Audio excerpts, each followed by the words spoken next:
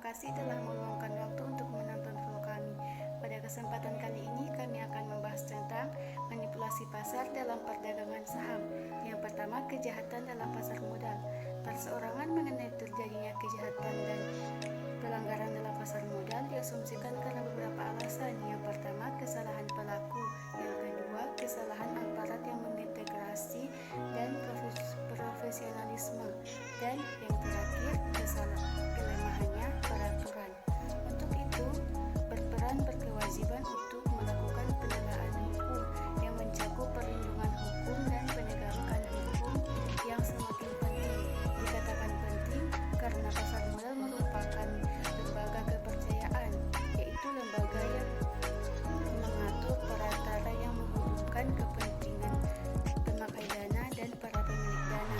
Dalam Undang-Undang Nomor 8 Tahun 1995 tentang pasar modal telah ditetapkan jenis-jenis tindak pidana atau kejahatan yang ada dalam pasar modal, seperti penipuan, manipulasi pasar, dan perdagangan orang dalam. Baik, selanjutnya tindakan lain yang dikategorikan ke dalam tindak pidana dalam pasar modal. Selain dua tindak pidana yang dikatakan oleh UU PN, ada beberapa tindakan lain yang dikategorikan ke dalam kejahatan dalam pasar modal, yaitu yang pertama, pihak yang tanpa izin persetujuan pendaftaran di bidang pasar modal.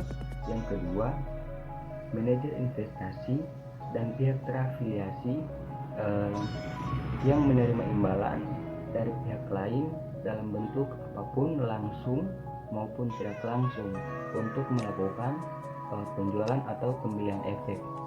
Yang ketiga, perusahaan publik yang melakukan penawaran umum namun tidak menyampaikan pernyataan pendaftaran belum dinyatakan efektif oleh BPOM.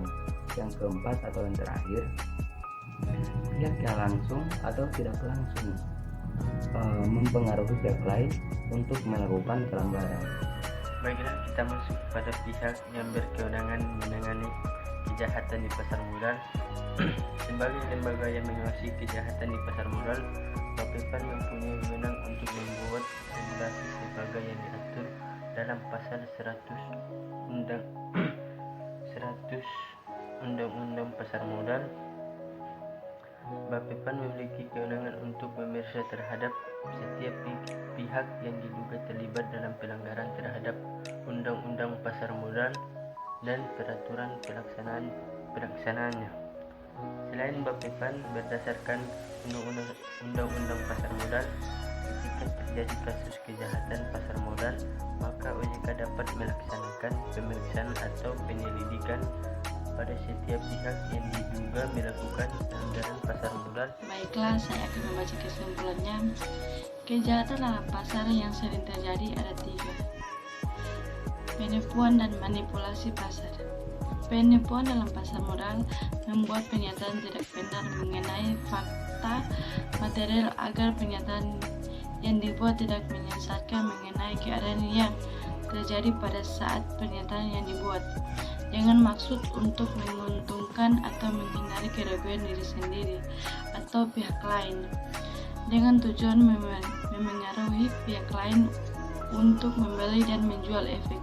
Sedangkan manipulasi pasar adalah tindakan yang dilakukan setiap orang secara langsung maupun tidak langsung untuk menciptakan gambaran semu atau menyesatkan mengenai perdagangan, keadaan pasar, atau harga efek.